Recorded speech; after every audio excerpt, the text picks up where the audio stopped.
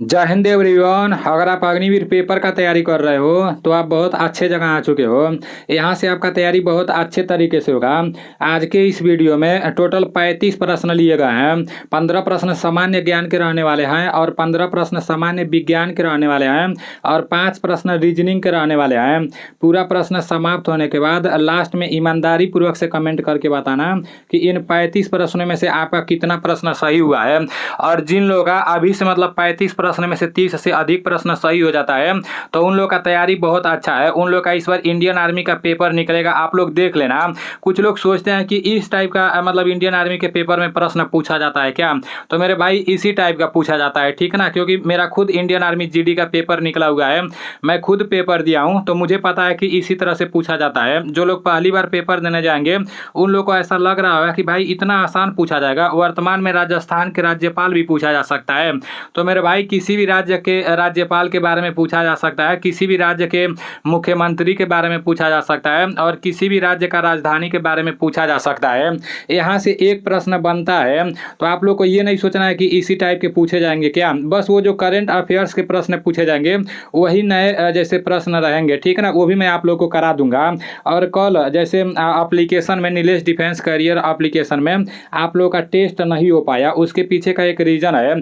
जैसे technical issue था, technical problem की वजह से जैसे टेस्ट नहीं हो पाया। अभी पहला बार है ना, इसलिए थोड़ा बहुत दिक्कत हो रहा है। लेकिन जो लोग एप्लीकेशन बनाए हैं तो मैं उन लोगों से बोला हूँ कि इसको मतलब जल्द से जल्द सही कीजिए। तो वो लोग 2-3 दिन का टाइम मांगे हैं, 2-3 दिन में मतलब वो सही हो जाएगा, ठीक है ना। और जो टेस्ट इस संडे को होने वाला था तो वो टेस्ट मतलब 2-3 दिन के अंदर में आप लोग का होगा। और जब एक बार टेस्ट हो जाएगा ना तो हर संडे के दिन आप लोग का टेस्ट हमेशा होता रहेगा, ठीक है ना। तो उसको लेकर आप लोग परेशान नहीं हो ना। देखो, जितना लोग मेरे एप्लीकेशन को डाउनलोड कर लिए हो तो अच्छी बात है, और जितना लोग अभी तक मेरे एप्लीकेशन को डाउनलोड नहीं किए हो तो आप लोग प्ले स्टोर में जाओ और नीलेश डिफेंस करियर लिखकर सर्च मारो, वहाँ मेरा एप्लीकेशन दिख जाएगा। तो वहाँ से आप लोग को मेरे एप्लीकेशन को डाउनलोड करके अपना साइन अप कर लेना है, आईडी पासवर्ड बना लेना है। उसमें आप लोगों को पूरा PYQ मिल जाएगा। मतलब 2023 में जो अग्निवीर जीडी ट्रेडमैन और WMP का पेपर हुआ था उसमें जितने भी प्रश्न पूछे गए थे वे पूरे के पूरे प्रश्न मतलब मेरे एप्लीकेशन में मिल जाएगा, ठीक है ना, प्रीवियस ईयर वाले ऑप्शन में। इसके साथ ही साथ फ्री स्टडी मटेरियल वाले में 500 GK GS के प्रश्न देखने को मिलेंगे, इसका कोई भी चार्ज और नहीं है। और बाई कोर्स वाले में सिर्फ 99 रुपये अगर परचेज करते हो तो सिर्फ इस 99 रुपये में आपको 2000 इंपॉर्टेंट GK GS के प्रश्न देखने को मिलेंगे और साथ ही साथ 300 स्पेशल GS के प्रश्न देखने को मिलेंगे। और इसके साथ साथ जैसे टॉपिक वाइज जीके में जितना भी टॉपिक से प्रश्न पूछा जाता है वो पूरा का पूरा प्रश्न देखने को मिल जाएंगे। उसके बाद से जीएस का पूरा टॉपिक वाइज मतलब जिस टॉपिक से जैसे एक प्रश्न पूछा जाता है ना, जैसे हर टॉपिक से एक एक प्रश्न पूछा जाता है तो पूरा का पूरा टॉपिक वाइज जीएस का भी प्रश्न देखने को मिल जाएंगे, ठीक है ना। तो यहाँ से आप लोग का तैयारी बहुत बेहतरीन तरीके से होगा अगर आप लोग यहाँ से तैयारी करते हो। तो चलते हैं अपने प्रश्नों की तरफ। और जितने लोग अभी तक जैसे एप्लीकेशन में टेस्ट सीरीज नहीं लिए हो ना तो आप लोग टेस्ट सीरीज अभी ले लोगे तो सही रहेगा, क्योंकि अभी उसका प्राइस 49 रुपया रखा गया है। अभी जैसे ही भर्ती का डेट नज़दीक आ जाएगा तो ये प्राइस बढ़ जाएगा। अभी जैसे सर्वर मतलब जैसे लड़के लोग आ रहे हैं ना, जैसे सर्वर के हिसाब से पैसा कटता है। जब ज़्यादा लड़के लोग आने लगते हैं ना तो पैसा ज़्यादा कटना लगता है सर्वर का, और वो भी हफ्ते हफ्ते में कटता है भाई। तो मतलब इसलिए जैसे जब भर्ती नज़दीक आ जाएगा तो ज़्यादा लड़के एप्लीकेशन डाउनलोड करेंगे तो उस टाइम सर्वर का पैसा ज़्यादा लगेगा, इसलिए ये 49 रुपया बढ़ के 99 रुपया भी हो सकता है, 149 रुपया भी हो सकता है, क्योंकि इसमें टोटल 30 टेस्ट सीरीज पढ़ने वाले हैं, ठीक है ना। और जो 30 टेस्ट सीरीज लगा लेगा मतलब इसमें अगर अच्छा स्कोर आता है पहला नंबर तो उसको टाइम का भी अंदाज़ा मिल जाएगा कि हाँ जैसे पेपर में जैसे 60 मिनट मिलेगा तो टाइम कैसे मैनेज करना है। और पूरा का पूरा जब सॉल्व करेगा ना तो जैसे काफ़ी सारा क्वेश्चन उसको मतलब याद हो ही जाएगा जब 30 टेस्ट सीरीज लगाएगा। तो इसलिए आप लोग परचेज कर लोगे तो सही रहेगा, ठीक है ना। बाकी फ्री वाला मटेरियल तो पढ़ता ही रहेगा, करंट अफेयर्स में भी फ्री वाला पढ़ता रहेगा, ठीक है ना। चलते हैं अपने प्रश्नों की तरफ। आपका सबसे पहला प्रश्न है, कि वर्तमान में राजस्थान के राज्यपाल कौन है। तो वर्तमान में राजस्थान के राज्यपाल कौन है? गुरमीत सिंह, कलराज मिश्र, आनंदीबेन पटेल और रघुवर दास। आप सभी लोगों को पता होना चाहिए वर्तमान में राजस्थान के राज्यपाल कौन है। तो वर्तमान में राजस्थान के राज्यपाल कलराज मिश्र हैं, ठीक है ना। वर्तमान में राजस्थान के राज्यपाल कौन है? वर्तमान में राजस्थान के राज्यपाल कलराज मिश्र हैं। नेक्स्ट प्रश्न है कि कथकली नृत्य किस राज्य से संबंधित है। तो नृत्य से रिलेटेड एक प्रश्न पूछा जाता है, ठीक है ना, इसलिए नृत्य से रिलेटेड जितना भी प्रश्न बनता है ये पूरा का पूरा आप लोग को याद कर लेना है। कथकली नृत्य किस राज्य से संबंधित है? तमिलनाडु, आंध्र प्रदेश, केरल और हरियाणा। इसका राइट आंसर केरल हो जाएगा, ठीक है ना। कथकली नृत्य किस राज्य से संबंधित है? तो कथकली नृत्य केरल से संबंधित है। अगर पूछ देगा कि कुचिपुड़ी नृत्य किस राज्य से संबंधित है तो वो आंध्र प्रदेश से संबंधित है।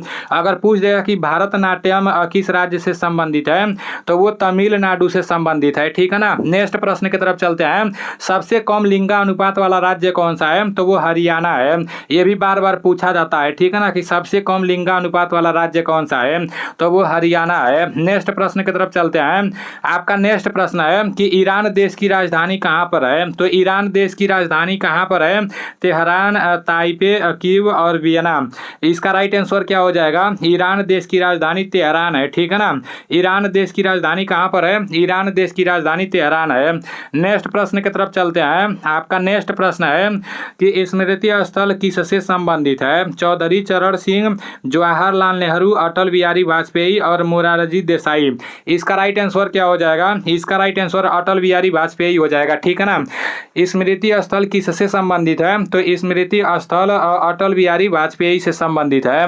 नेक्स्ट प्रश्न की तरफ चलते हैं। आपका नेक्स्ट प्रश्न है कि राजीव गांधी अंतर्राष्ट्रीय हवाई अड्डा कहाँ स्थित है? तो राजीव गांधी अंतर्राष्ट्रीय हवाई अड्डा कहाँ स्थित है? अमृतसर, हैदराबाद, नई दिल्ली और मुंबई।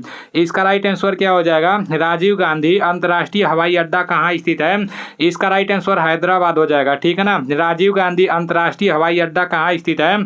तो राजीव गांधी अंतर्राष्ट्रीय हवाई अड्डा हैदराबाद में स्थित है। आप सभी लोगों को पता होना चाहिए। नेक्स्ट प्रश्न की तरफ चलते हैं। आपका नेक्स्ट प्रश्न है, यहाँ पर इजराइल रहेगा, टाइपिंग में थोड़ा सा मिस्टेक हो गया है। इजराइल के गुप्तचर संस्था का क्या नाम है? तो इजराइल के गुप्तचर संस्था का क्या नाम है? मोसाद, सवाक और मुखबारात अल मुखबारात। इसका राइट आंसर क्या हो जाएगा? इसका राइट आंसर आपका मोसाद हो जाएगा, ठीक है ना। Mossad is right answer. इसको आप लोग इजराइल कर लेना। इजराइल के गुप्तचर संस्था का क्या नाम है? तो मोसाद नाम है। नेक्स्ट प्रश्न की तरफ चलते हैं। आपका नेक्स्ट प्रश्न है कि भारत की प्रथम महिला आईएएस कौन थी? भारत की प्रथम महिला आईएएस और भारत के प्रथम जैसे पुरुष आईएएस, ये भी आप लोगों को पता होना चाहिए, ठीक है ना। भारत की प्रथम महिला आईएएस कौन थी? किरण बेदी, अन्ना जॉर्ज, कर्णम मल्लेश्वरी और सुचिता कृपलानी। तो इसका राइट आंसर क्या हो जाएगा? इसका राइट आंसर अन्ना जॉर्ज हो जाएगा, ठीक है ना। Anna George is right answer. Bharat की प्रथम महिला आईएएस कौन थी? तो भारत की प्रथम महिला आईएएस अन्ना जॉर्ज थी। नेक्स्ट प्रश्न की तरफ चलते हैं। आपका नेक्स्ट प्रश्न है कि भारत रत्न से सम्मानित प्रथम विदेशी नागरिक कौन थे?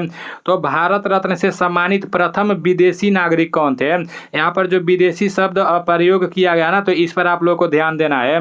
भारत रत्न से सम्मानित प्रथम विदेशी नागरिक कौन थे? खान अब्दुल गफ्फार खान, नेल्सन मंडेला और मदर टेरेसा, इनमें से कोई नहीं। तो इसका राइट आंसर क्या हो जाएगा? भारत रत्न से सम्मानित प्रथम विदेशी नागरिक कौन थे? तो भारत रत्न से सम्मानित प्रथम विदेशी नागरिक खान अब्दुल गफ्फार खान थे, ठीक है ना। Khan Abdul Ghaffar Khan is right answer. Next प्रश्न की तरफ चलते हैं। आपका नेक्स्ट प्रश्न है कि उत्तर प्रदेश में कौन सी राष्ट्रीय उद्यान है? तो उत्तर प्रदेश में कौन सी राष्ट्रीय उद्यान है? राजाजी राष्ट्रीय उद्यान, दुधवा राष्ट्रीय उद्यान, गिर राष्ट्रीय उद्यान और रणथंभौर अभ्यारण्य। तो इसका राइट आंसर क्या हो जाएगा? उत्तर प्रदेश में कौन सा राष्ट्रीय उद्यान है? उत्तर प्रदेश में दुधवा राष्ट्रीय उद्यान है, ठीक है ना। उत्तर प्रदेश में कौन सा राष्ट्रीय उद्यान है? तो उत्तर प्रदेश में दुधवा राष्ट्रीय उद्यान है। और ये जो राजाजी राष्ट्रीय उद्यान लिखा गया है ना, तो ये उत्तराखंड में है। ये भी आप लोग को पता होना चाहिए। चाहिए। इसका नामों भी मतलब नाम भी अजीबोगरीब सा है कि राजा जी राष्ट्रीय उद्यान कहाँ है, तो उत्तराखंड में है। और ये जो गिर राष्ट्रीय उद्यान लिखा गया ना, तो नाम से ही मिलता जुलता है। गिर राष्ट्रीय उद्यान कहाँ पर है, गुजरात में है, ठीक है ना। गिर राष्ट्रीय उद्यान कहाँ पर है, तो ये गुजरात में है। और राजस्थान में कौन सा राष्ट्रीय उद्यान है, ये आप लोग को कमेंट करके बताना है, ठीक है ना। आपका नेक्स्ट प्रश्न है कि श्रीलंका का राष्ट्रीय खेल है, तो श्रीलंका का राष्ट्रीय खेल क्या है, क्रिकेट, वॉलीबॉल, कबड्डी और फुटबॉल है। इसका राइट आंसर क्या हो जाएगा, श्रीलंका का राष्ट्रीय खेल क्या है, तो श्रीलंका का राष्ट्रीय खेल वॉलीबॉल है। श्रीलंका का राष्ट्रीय खेल क्या है, श्रीलंका का राष्ट्रीय खेल वॉलीबॉल है। नेक्स्ट प्रश्न की तरफ चलते हैं। आपका नेक्स्ट प्रश्न है कि फ्लाइंग फिश के नाम से किसे जाना जाता है। फ्लाइंग फिश के नाम से किसे जाना जाता है, हिमा दास, कर्णम मल्लेश्वरी और अनिल कुंबले, माइकल फेलप्स।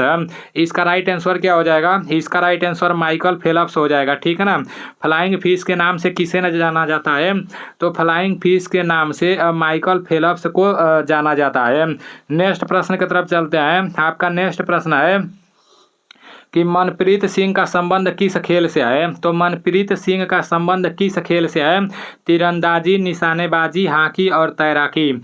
इसका राइट आंसर क्या हो जाएगा, मनप्रीत सिंह का संबंध किस खेल से है, इसका राइट आंसर हॉकी हो जाएगा, ठीक है ना। मनप्रीत सिंह का संबंध किस खेल से है, तो हॉकी से है, hockey is right answer. Next प्रश्न की तरफ चलते हैं। आपका नेक्स्ट प्रश्न है कि G20 की स्थापना कब हुई, मोस्ट इंपॉर्टेंट प्रश्न है। G20 की स्थापना कब हुई, 1999, 1998 अमेरिका में, 1997 रूस में और 2000 भारत में। तो इसका राइट आंसर क्या हो जाएगा, G20 की स्थापना कब हुई, G20 की स्थापना 1999 बर्लिन में हुई, ठीक है ना।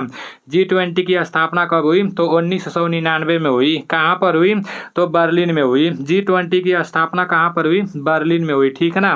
नेक्स्ट प्रश्न की तरफ चलते हैं। आपका नेक्स्ट प्रश्न है कि लाल बहादुर शास्त्री का संबंध किस राज्य से है। मोस्ट इंपॉर्टेंट प्रश्न है। महात्मा गांधी जी का संबंध किस राज्य से है, लाल बहादुर शास्त्री जी का संबंध किस राज्य से है, भगत सिंह जी का संबंध किस राज्य से है, ये आप लोगों को पता होना चाहिए। मतलब जैसे ये भी पता होना चाहिए और उनके जन्म के बारे में भी आप लोगों को पता होना चाहिए और उनके समाधि स्थल के बारे में भी आप लोगों को पता होना चाहिए। यहाँ से एक प्रश्न 100% पूछे जाएंगे। जब हम लोग पेपर देने गए थे तो उस टाइम भी पूछे गए थे और इस टाइम भी पूछे जाएंगे। लाल बहादुर शास्त्री का संबंध किस राज्य से है, उड़ीसा, गुजरात, उत्तर प्रदेश और बिहार है। तो इसका राइट आंसर क्या हो जाएगा, इसका राइट आंसर उत्तर प्रदेश हो जाएगा। लाल बहादुर शास्त्री का संबंध किस राज्य से है, तो लाल बहादुर शास्त्री का संबंध उत्तर प्रदेश से है। 2023 में जीडी के पेपर में ये प्रश्न पूछा गया है, ठीक है ना, 20 तारीख को। और शिफ्ट भी मैं आप लोगों को बता दे रहा हूँ, दूसरा शिफ्ट में ये प्रश्न पूछा गया है, ठीक है ना। तो आप सभी लोगों को पता होना चाहिए क्योंकि मैं खुद जैसे जब पेपर देने गया था तो ये पूछा गया था कि लाल बहादुर शास्त्री का संबंध किस राज्य से है, ठीक है ना। नेक्स्ट प्रश्न की तरफ चलते हैं। आपका नेक्स्ट प्रश्न है कि हिंदी भाषा का प्रथम महाकाव्य किसे कहा जाता है। हिंदी भाषा का प्रथम महाकाव्य किसे कहा जाता है, महाभारत, पृथ्वीराज, रासो, वेद और नाट, इनमें से कोई नहीं। तो इसका राइट आंसर क्या हो जाएगा, हिंदी भाषा का प्रथम महाकाव्य किसे कहा जाता है, इसका राइट आंसर पृथ्वीराज रासो हो जाएगा, ठीक है ना। Prithviraj Raso is right answer. Hindi भाषा का प्रथम महाकाव्य किसे कहा जाता है, तो हिंदी भाषा का प्रथम महाकाव्य पृथ्वीराज रासो को कहा जाता है। नेक्स्ट प्रश्न की तरफ चलते हैं। अभी आप लोग के सामान्य ज्ञान के 15 प्रश्न समाप्त हो चुके हैं।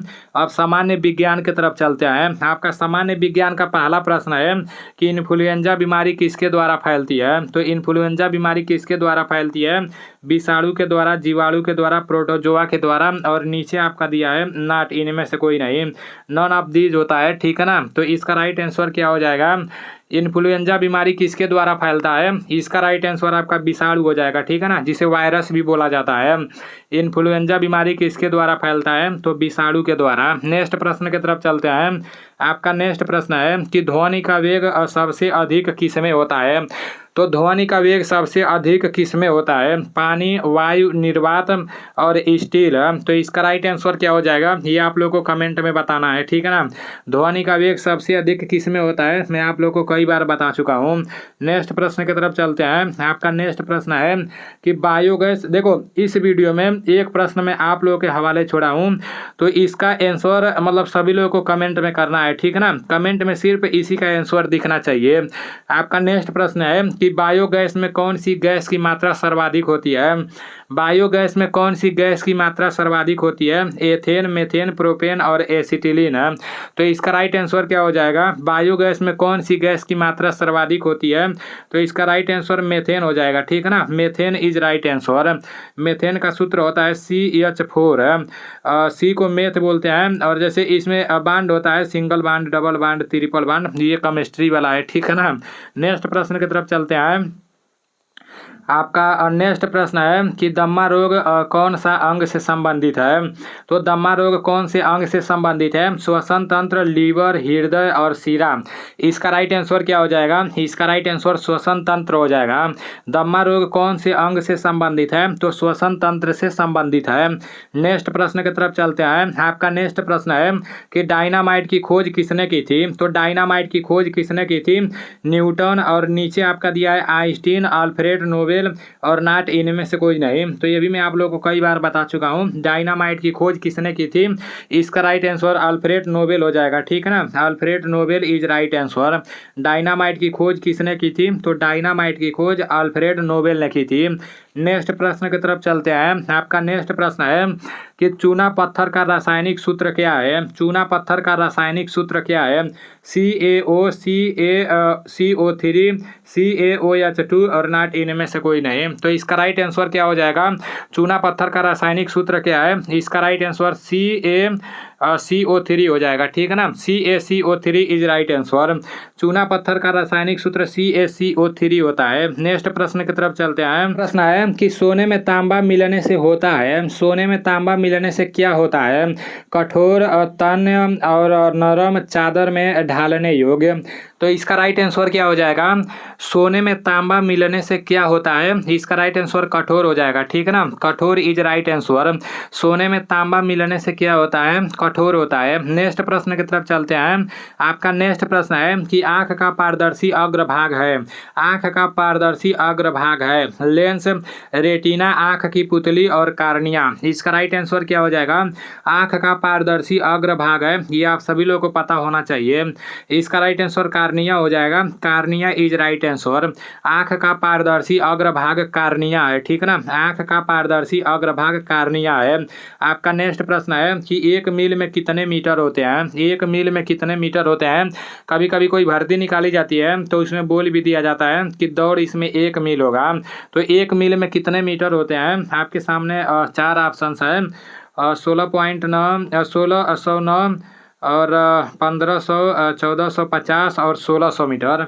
तो इसका राइट आंसर क्या हो जाएगा? इसका राइट आंसर 1609 मीटर हो जाएगा, ठीक है ना। नेक्स्ट प्रश्न है कि गुर्दे में पथरी से बचने के लिए हमें नहीं खाना चाहिए। तो पथरी से बचने के लिए हमें क्या नहीं खाना चाहिए? गाजर, टमाटर, आलू और बैगन है। इसका राइट आंसर क्या हो जाएगा? इसका राइट आंसर टमाटर हो जाएगा, ठीक है ना। टमाटर इज राइट आंसर। गुर्दे में पथरी से बचने के लिए हमें क्या नहीं खाना चाहिए? तो टमाटर नहीं खाना चाहिए। नेक्स्ट प्रश्न की तरफ चलते हैं। आपका नेक्स्ट प्रश्न है कि चमड़े का प्रमुख घटक है, चमड़े का प्रमुख घटक कौन सा है? कोलेजन, कार्बोहाइड्रेट, पॉलीमर और जिप्सम है। तो इसका राइट आंसर क्या हो जाएगा? इसका राइट आंसर पॉलीमर हो जाएगा, ठीक है ना। चमड़े का प्रमुख घटक क्या है? तो पॉलीमर है। चमड़े का प्रमुख घटक पॉलीमर है। आपका नेक्स्ट प्रश्न है कि अम्ल व क्षार की क्रिया से बनने वाला उत्पाद है, अम्ल व क्षार की क्रिया से बनने वाला उत्पाद कौन सा है? आप सभी लोगों को पता होना चाहिए। लवण व जल, लवण, जल और नाट, इनमें से कोई नहीं। तो इसका राइट आंसर क्या हो जाएगा? इसका राइट आंसर आपका हो जाएगा लवण व जल, ठीक है ना। लवण व जल इज राइट आंसर। नेक्स्ट प्रश्न की तरफ चलते हैं। आपका नेक्स्ट प्रश्न है कि तापमान का एसआई मात्रक क्या होता है? तो तापमान का एसआई मात्रक क्या होता है? ओम, और नीचे आपका दिया है कैंडेला, सेल्सियस और केल्विन है। तो तापमान का एसआई मात्रक क्या होता है? आप सभी लोगों को पता होना चाहिए। इसका राइट आंसर केल्विन हो जाएगा, ठीक है ना। तापमान का एसआई मात्रक केल्विन होता है। नेक्स्ट प्रश्न की तरफ चलते हैं। आपका नेक्स्ट प्रश्न है कि शरीर में रक्त की कमी से होता है, शरीर में रक्त की कमी से क्या होता है? रतौंधी, एनीमिया, स्कर्वी और ल्यूकीमिया। तो इसका राइट आंसर क्या हो जाएगा? शरीर में रक्त की कमी से एनीमिया रोग हो जाता है, ठीक है ना। शरीर में रक्त की कमी से एनीमिया हो जाता है, और विटामिन ए की कमी से रतौंधी हो जाता है, और विटामिन सी की कमी से स्कर्वी हो जाता है, ठीक है ना। आपका नेक्स्ट प्रश्न है कि किस विटामिन के कारण मनुष्य की त्वचा और होठ फट जाते हैं? तो किस विटामिन के कारण मनुष्य की त्वचा और होठ फट जाते हैं? Vitamin B, vitamin बी2, vitamin C और विटामिन डी। तो इसका राइट आंसर क्या हो जाएगा? इसका राइट आंसर विटामिन बी2 हो जाएगा, ठीक है ना। विटामिन बी2 की कमी से मनुष्य के त्वचा और होठ जैसे फट जाते हैं, ठीक है ना। अभी आप लोगों के 15 प्रश्न जीके के समाप्त हो चुके हैं और 15 प्रश्न जीएस के समाप्त हो चुके हैं। अब रीजनिंग की तरफ चलते हैं। आपका रीजनिंग का सबसे पहला प्रश्न है और एकदम आसान प्रश्न है, 9, 81, 12। तो यहाँ पर क्या रहेगा आगे आप सभी लोगों को बताना है। देखो एक साथी कमेंट किए थे ना, ऐसे फौज वाले साथी ऐसे होते हैं, ये मतलब कोई शर्माने वाली बात नहीं है। मतलब मैं बोला था कि आप लोग को स्क्वायर पता होना चाहिए, क्यूब पता होना चाहिए, तो वो बोल रहे थे भाई स्क्वायर क्या होता है? तो मेरे भाई स्क्वायर यही होता है, जैसे जो घात रहता है ना इसी को स्क्वायर बोलते हैं। अब 2 का स्क्वायर क्या हो जाएगा? 4 हो जाएगा। 3 का स्क्वायर क्या हो जाएगा? 9 हो जाएगा। 4 का स्क्वायर क्या हो जाएगा? 16 हो जाएगा। तो यही स्क्वायर होता है, ठीक है ना। और क्यूब मतलब ये 3 घात इस पर रहता है, ठीक है ना। तो मतलब 3 बार इसका गुणा करना रहता है, जिसके ऊपर क्यूब चढ़ जाता है ना। जैसे मान लो 2 है, 2 का क्यूब मतलब ज्ञात करना है, तो 2 का 3 बार गुणा होगा, ठीक है ना। 2 का कितना बार गुणा होगा? 3 बार गुणा होगा। और 2 का स्क्वायर जैसे ज्ञात करना है तो 2 का 2 बार गुणा होगा, ठीक है ना। जब स्क्वायर बोलेगा मतलब जिस अंक के ऊपर स्क्वायर रहेगा तो मतलब उसका 2 बार गुणा होगा, और किसी अंक के ऊपर क्यूब रहेगा तो उसका 3 बार गुणा होगा, ठीक है ना। तो ये होता है आपका मतलब जो आप स्क्वायर और क्यूब बोल रहे थे, ठीक है ना। यहाँ पर दिया है कि 9, 81 और 12 स्पेस है, तो इसका राइट आंसर क्या हो जाएगा? साफ साफ दिख रहा है। 9 का स्क्वायर क्या होता है? तो 9 का स्क्वायर 81 होता है, ठीक है ना। 9 9 81। और 12 का स्क्वायर क्या होता है? तो 12 का स्क्वायर आपका 144 होता है, ठीक है ना। तो 144 इसका राइट आंसर हो जाएगा। नेक्स्ट प्रश्न की तरफ चलते हैं। आपका नेक्स्ट प्रश्न है कि इंग्लैंड क्रिकेट इंग्लैंड का राष्ट्रीय खेल क्या है? तो इंग्लैंड का राष्ट्रीय खेल क्रिकेट है, ठीक है ना। और यहाँ पर इंडोनेशिया दिया है, तो इंडोनेशिया का राष्ट्रीय खेल क्या है? आप सभी लोगों को पता होना चाहिए। इंग्लैंड का राष्ट्रीय खेल क्रिकेट है, तो इंडोनेशिया का राष्ट्रीय खेल बैडमिंटन है, ठीक है ना। इंडोनेशिया का राष्ट्रीय खेल बैडमिंटन है। नेक्स्ट प्रश्न की तरफ चलते हैं। आपका नेक्स्ट प्रश्न है, इसको आप लोग ध्यान से देखना, दिशा वाला प्रश्न है, ठीक है ना। गीता उत्तर की ओर 6 किलोमीटर चलती है, तब वह वहाँ से बाएं मुड़कर 8 किलोमीटर चलती है, फिर अंत में वहाँ से बाएं मुड़कर 6 किलोमीटर चलती है। बताइए प्रारंभिक स्थान से वह अब कितनी दूरी पर है? ये आप सभी लोगों को पता होना चाहिए, ठीक है ना। गीता उत्तर की ओर कितना चलती है? 6 किलोमीटर चलती है। तो पहले वाला मेथड से देख लेते हैं, ठीक है ना।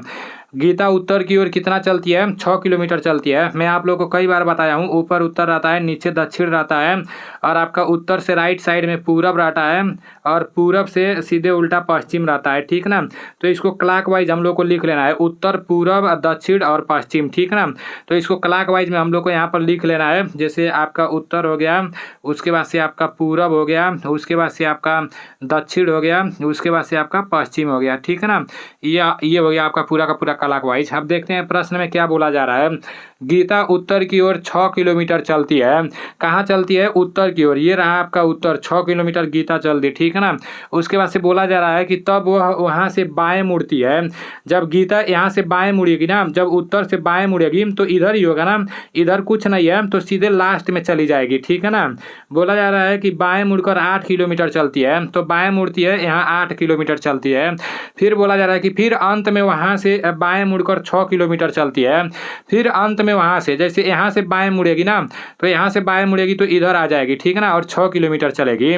उसके बाद से बोला जा रहा है 6 किलोमीटर जाती है। बताइए प्रारंभिक स्थान से अब कितनी दूरी पर है। तो आप लोगों को ज़्यादा कुछ करने का ज़रूरत नहीं है, ज़्यादा दिमाग लगाने का ज़रूरत नहीं है। मैं आप लोगों को कई बार बता चुका हूँ, ये जो उत्तर है ना, जैसे उत्तर का उल्टा दक्षिण होता है और पूरब का उल्टा पश्चिम होता है, तो उत्तर दक्षिण कट जाता है आपस में और पूरब पश्चिम भी कट जाता है, ठीक है ना।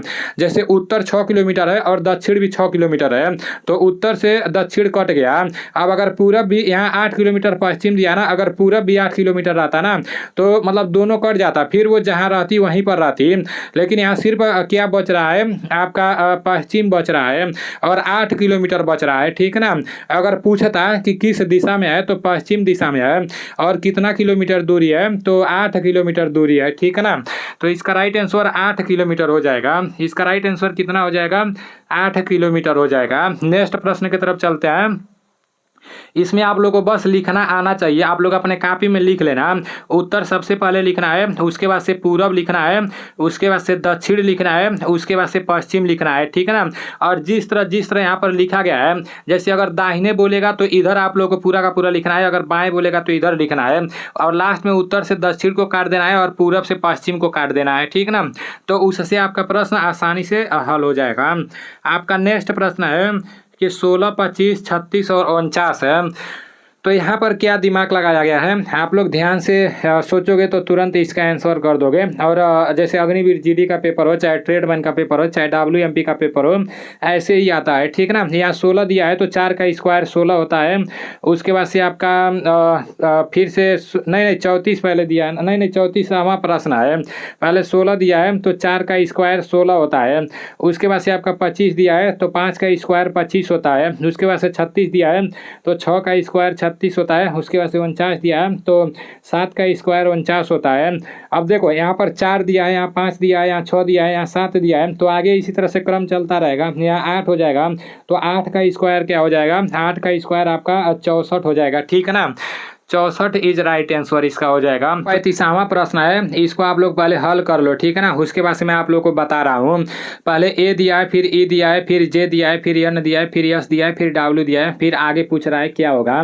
तो देखो जब भी मतलब ऐसा रीजनिंग का प्रश्न आएगा, आपको कुछ भी नहीं समझ आएगा ना, तो प्लेस वैल्यू आपको पता होना चाहिए। जैसे कौन सा अक्षर कितना नंबर पर आता है, तो उसको सबसे पहले आप लोग लिख लेना। जैसे ए 1 नंबर पर आता है तो 1 लिख लेते हैं, फिर ई 5 नंबर पर आता है 5 लिख देते हैं, फिर जे 10 नंबर पर आता है 10 लिख लेते हैं, एन 14 नंबर पर आता है 14 लिख लेते हैं, एस आपका 19 नंबर पर आता है 19 लिख लेते हैं, और आपका डब्ल्यू 23 नंबर पर आता है तो 23 लिख लेते हैं। अब यहाँ पर देखो अभी भी नहीं कुछ समझ आ रहा है ना, अभी भी ऐसा लग रहा है यार क्या किया गया होगा। 1 से 5 कर दिया गया है, 5 से 10 कर दिया गया है, 10 से 14 कर दिया है, कुछ समझ नहीं आ रहा है ना। तो फिर इसके बीच का अंतर आप लोग देखो, 1 से 5 के बीच का अंतर कितना है, 1 में 4 जोड़ेंगे तो 5 हो जाएगा, ठीक है ना। तो 1 और 5 के बीच का अंतर 4 है। उसके बाद से 5 और 10 के बीच का अंतर क्या है, 5 है, ठीक है ना। उसके बाद से आपका क्या हुआ है, 10 और 14 के बीच का अंतर क्या है, 4 है। उसके बाद से 14 और 19 के बीच का अंतर क्या है, 5 है।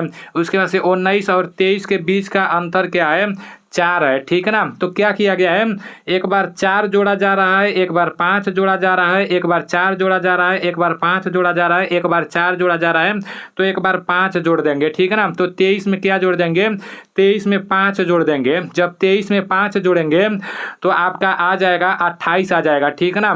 और ABCD में कितने अक्षर होते हैं, 26 अक्षर होते हैं। 26 नंबर पर आपका Z आता है, ठीक है ना। उसके बाद से जब 26 समाप्त हो जाएगा, मान लो 28 आपका राइट आंसर आया है, तो 26 समाप्त हो जा रहा है, तो फिर आपका A से शुरू हो जाएगा, मतलब 26 समाप्त हो गया, फिर A आपका 27 हो जाएगा और B आपका 28 हो जाएगा। तो इसका राइट आंसर क्या हो जाएगा, B हो जाएगा, ठीक है ना। देखो B इसका राइट आंसर हो जाएगा। तो अभी आप लोग के 35 प्रश्न समाप्त हो चुके हैं। आज के इन 35 प्रश्न में से आपका कितना प्रश्न सही हुआ है, ईमानदारी पूर्वक से कमेंट करके बताना, ठीक है ना। तो चलो ठीक है, मिलते हैं अगले वीडियो में। जय हिंद, वंदे मातरम। जितना लोग अभी तक Nilesh defence career application download नहीं किए हो तो प्ले स्टोर से जाकर एप्लीकेशन को डाउनलोड कर लो, वहाँ से आपका तैयारी बहुत अच्छे तरीके से होगा।